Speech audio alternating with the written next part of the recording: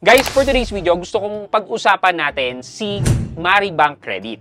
While it offers around 2.95% na monthly interest and wala siyang processing fee, medyo isa sa masasabi ko pwede natin i-consider itong loan na to. However, if ikaw naman yung tao na nag-a-advance payment or i-close na yung account, mapapaisip ka kapag dito ka kay Maribank ng hiram. Bakit? Well, yan ang pag-uusapan natin today. Kung it is much better na i-fully pay mo ang iyong Maribank credit or hayaan mo na lang na mag-monthly ka. So, samahan nyo ako, pag-usapan natin yan. Sit back and let's discuss. Coming right up.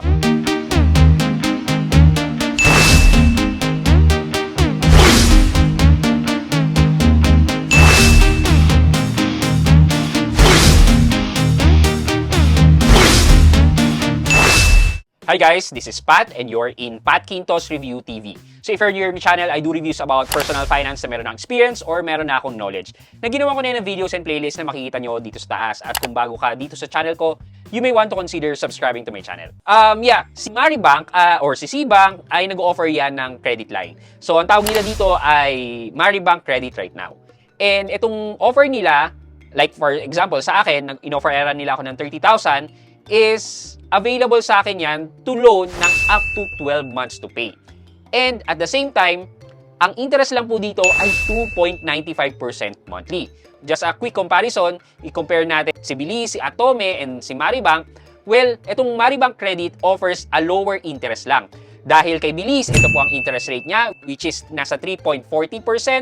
And si Atomic Cash naman, nasa around 4.7%. Thus, making Maribank Credit a reasonable choice to get a loan. Well, basically, ito Maribank Credit ay ino-offer lang po ni Maribank. Kung ano po yung parameters nila, basically, wala pong nakakalam. But ang masasabi ko lang po is, the more na ginagamit po natin ang ating Maribank savings, okay po ang ating credit score, the more na tumataas po ang chance na magkaroon po tayo ng access dito sa Maribank Credit. Okay, let's say po na mangungutang po ako ng 30,000 loan dito kay Maribank Credit. 12 months, ayan. So, basically, 2.95% po ang monthly add-on interest rate niya. Thus, ang total interest po niyan ay 2.95 times 12, that's 35% per annum. Basically, ang mangyayari po dito ay 30,000 times 0.354, ito po yung interest. Ngayon po, kapag umuutang po tayo, hindi naman po siya actually na every month, kapag i-divide ko po ito by 12, 885 po yung mapupunta sa interest. Hindi po ganon. Ang kadalasan po, may schedule po ng interest ang mga loans natin. Usually, ganito po siya. Inverted triangle po siya. Yung first month po natin, mataas po ang interest na binabayaran natin sa loan natin. Tapos, pa-increase ng months, paliit ng palit po yung interest na binabayaran natin. And then, yung principal naman din po natin, sa simula na first month natin, medyo maliit lang din po ang nakakaltas sa principal natin. Tapos, towards the end of your loan term, medyo palaki ng palaki po yung nakakaltas sa interest. Thus, sa unang buwan na pagbabayad natin ng utang, ay sa interest po talaga na pupunta yung malaking chunks ng binabayad natin. Ganun po talaga. Hindi lang po to kay Maribank, sa mga banks po natin, sa mga personal loan, sa mga home loan, sa auto loan, ganito po ang sinusunod. Ngayon, ang tanong po natin dyan is, beneficial po ba kung i-fully pay na po natin ang loan natin para makatipid po tayo sa interest? Well, depende po ang sagot dyan. Kung nasa first few months ka, first month or second month ng loan mo at gusto mo nang i-fully pay, then ang ma-charge lang po sa'yo ay 3% ng outstanding principal nyo. Plus kung meron pang remaining na na-accrue or na-incur during that date na magbabayad ka ng interest. Thus, kahit pa paano masasabi natin na mas makakatipid pa rin naman po kayo in terms of interest. Kasi yung remaining principal na matitira is only subjected for 3%. However po, kung nasa, na po kayo, halos kalagitnaan, medyo baka mas mapapamahal pa po kayo. Bakit po? Diba? Doon po sa discussion natin kanina na sa simulang buwan, nasa maliit lang napupunta sa principal, then eventually, towards the end, doon lumalaki. Let's say nasa gitna na po kayo. Makikita nyo po doon na hindi 50% po ang nabayad sa principal nyo. Ang possibility dyan, ang nabayaran nyo pa lang sa principal nyo ay 30% pero nasa kalagitnaan na po kayo ng buwan. Thus, kung i-multiply nyo po yung 3% na prepayment ni Maribank doon sa outstanding principal, baka mas malaki pa po ang kinalabasan na babayaran yung prepayment kesa tapusin po yung natitirang loan term nyo. Bakit po? Sabi ko nga po, na the nearer na matatapos nyo po yung loan term nyo, doon lang po lumiliit yung interest. Thus, konti lang po ang masasave nating interest kung doon po tayo sa middle ng ating loan term mag-fully pay. Thus, hindi po siya beneficial na mag-full payment.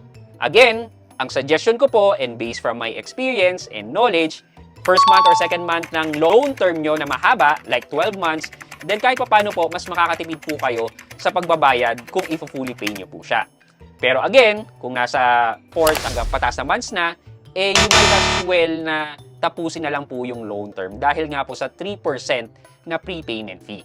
But in any case po, kung hindi naman po ang reason nyo is para makatipid, kunyari ang reason nyo is para makapag-reloan, well, pwede naman po kahit kailan po kayo magbayad. Kung ang reason nyo naman po is makareloan, then yeah, okay din naman po. You just need to be aware na there is still a chance na ma-hold po ang credit line natin frozen ni Maribank.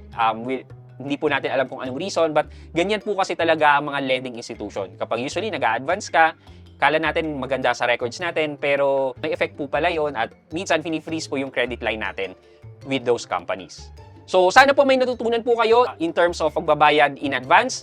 Well, kung siguro po walang prepayment po na 3%, I think okay po magbayad in advance. Kasi parang katulad po ng GLoan, di ba? Pag nagbayad po kayo ng advance, wala naman pong additional prepayment fee.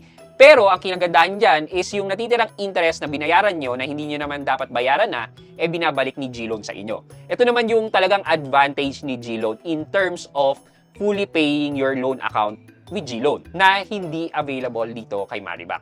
For question of the day, sa tingin niyo po ba nakakaganda ng ating credit score or credit record ang pag-fully pay or pag-advance payment? Gusto ko lang po marinig ang mga comments nyo.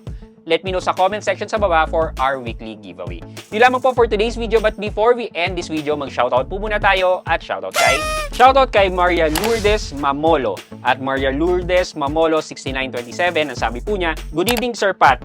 Nag-review naman ako ng video mo on how to manage cash in and cash out.